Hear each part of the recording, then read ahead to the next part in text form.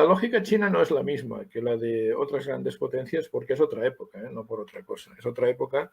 Entonces, el colonialismo, tal y como lo habíamos entendido, que implicaba meter tropas para dominar política y militarmente aquellos países que quieres llevar a tu lógica o a tu redil, ese tipo de colonialismo está obsoleto. Y hace años que está obsoleto. China ha tomado nota y adapta esa lógica a parámetros más propios del siglo XXI, más vendibles, más comprensibles por la sociedad internacional del siglo XXI.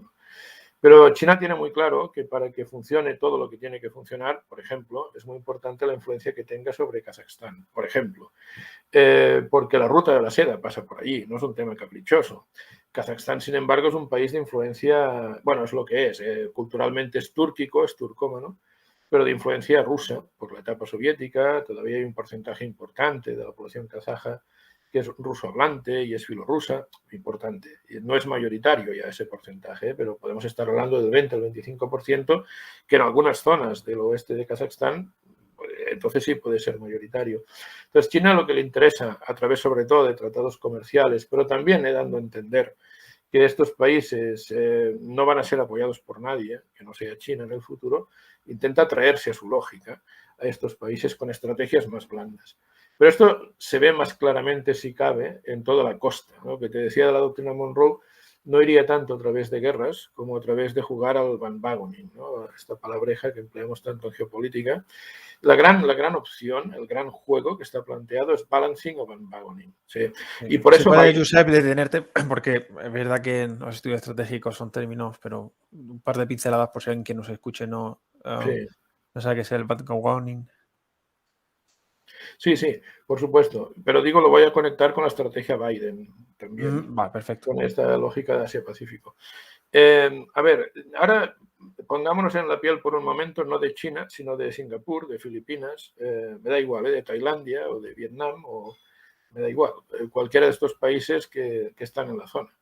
Muchos de estos países hoy en día son aliados de Estados Unidos. China tiene sus propios aliados, pero he citado intencionadamente Singapur, Filipinas, Vietnam, Tailandia, países aliados de Estados Unidos. Unos más que otros, dentro de los 4 que he citado.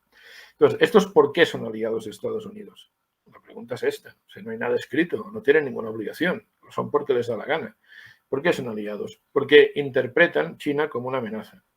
¿Esto es que se han vuelto locos estos países? No, de hecho, China, como es proactiva en las últimas décadas, pues plantea reivindicaciones, por ejemplo, sobre zonas económicas exclusivas en disputa con estos países. Lo digo porque no era así. 30 años atrás China dejaba hacer. Había una disputa y más bien cedía. No, ahora China es la proactiva, la que reivindica. Y a veces no son solo zonas económicas exclusivas, a veces hablamos de la soberanía, sobre islas, sobre archipiélagos y demás. Por motivos que serían más largos de explicar, pero ya te digo, seguramente haremos algún podcast más sobre China, pues puede entenderse otro día. Claro, estos países cuando se sienten amenazados por China y por el auge chino, entonces les conviene seguir siendo, o ser, porque Vietnam es obvio que no siempre ha sido un aliado de Estados Unidos, pues les conviene ser aliado de Estados Unidos, otros ya lo eran, pues seguir siéndolo, por lo que damos a llamar el balancing o el equilibrio. Equilibrio de poder o equilibrio de amenazas. Podría ser lógica de Kenneth Walsh, lógica de Stephen Walt, pero lo común es el equilibrio o el balancing. ¿Qué sería? Yo solo, Filipinas, Singapur, Vietnam, Tailandia, no puedo oponerme a China. Sin embargo, si tengo el apoyo de lo que me puede ofrecer Estados Unidos en esa región del mundo, de sus unidades aeronavales, de sus bases militares, incluso muchos de estos países ofrecen su territorio para que Estados Unidos tenga ahí sus bases, Singapur, Filipinas, por supuesto, Japón, Okinawa y demás. Entonces es factible, es verosímil pensar que China no moverá un dedo. Entonces sería el balancing, equilibrio, sería buscar una coalición de estados que puedan contrapesar el poder, en este caso, de China. Bien, esto es lo que se produce hoy.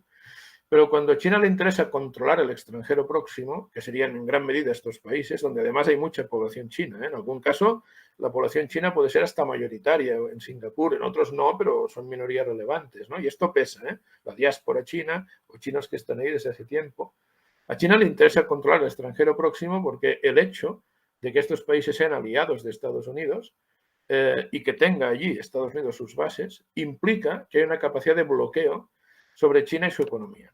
No quiero adelantarme o no quiero explicar cosas que luego no tengamos tiempo de desarrollar, pero China, el gran drama chino, ¿cuál es? Que son 1.400 millones de habitantes, en realidad son más, son más porque hay gente que con la política del hijo único, ahora derogada, pero en funcionamiento tantos años, han escondido que tenían algún hijo más para evitar multas y problemas. 1.500 millones de chinos aproximadamente, como cifra real, no oficial. Entonces, al final, dices, es el 20% de la población mundial, lo es. Entonces, ¿China tiene petróleo? Sí. ¿China tiene gas? Sí. China tiene de todo, tiene pollos, tiene cereales, tiene verduras, sí, pero no tiene el 20% del petróleo, ni del gas, ni de los pollos, ni de las verduras, ni de nada. Entonces tiene que importar, tiene que comprar mucho fuera. ¿Y por dónde entra lo que compran? Fundamentalmente entra por el estrecho de Malaca. Entonces, claro, esa capacidad de no controlar el extranjero próximo y de que lo controle Estados Unidos es un bloqueo en potencia sobre las importaciones chinas, que son las que hacen que el régimen chino pueda sobrevivir. Si hubiera una gran crisis económica allí dentro, se caía el régimen. Las grandes crisis económicas en democracia provocan que cambie el gobierno, no el régimen. Pero en regímenes dictatoriales y totalitarios, como es el caso de China, se cae el régimen. Entonces, esto es un cordón umbilical fundamental para que China siga existiendo como la conocemos hoy, para que el régimen aguante. Y esta es la jugada. Entonces, ¿qué significa controlar el extranjero próximo? Intentar que los países vecinos, con un efecto dominó probablemente, dejen de jugar al balancing, al equilibrio, pactando con Estados Unidos como pieza fundamental del equilibrio, y pasen a jugar al bandwagoning, que sería jugar a caballo ganador. Así lo traducimos, una traducción imperfecta, pero útil. Jugar a caballo ganador sería que China le vaya demostrando por la vía de los hechos a los países vecinos que si hay algún lío gordo, Estados Unidos no los va a proteger. Si Filipinas, si Singapur, si Malasia, si Tailandia llegan a la conclusión, si Taiwán llegan a la conclusión, en un caso extremo, que sería el último en caer de todos, si Japón llega a la conclusión de que si hay un lío gordo con China, Estados Unidos no los va a proteger, el cálculo racional de estos países es, en vez de jugar a una coalición anti-China, que me la estoy jugando porque China la tengo al lado, está muy cerca, Washington cae muy lejos, aunque tenga bases militares, en vez de eso, me sumo al caballo ganador, que sería me sumo a China. Claro, si esto fuera así, si hubiera un efecto dominó de este tipo, China limpiaría, daría la conclusión adecuada a su doctrina Monroe, echaría a los Estados Unidos de allí, ¿no?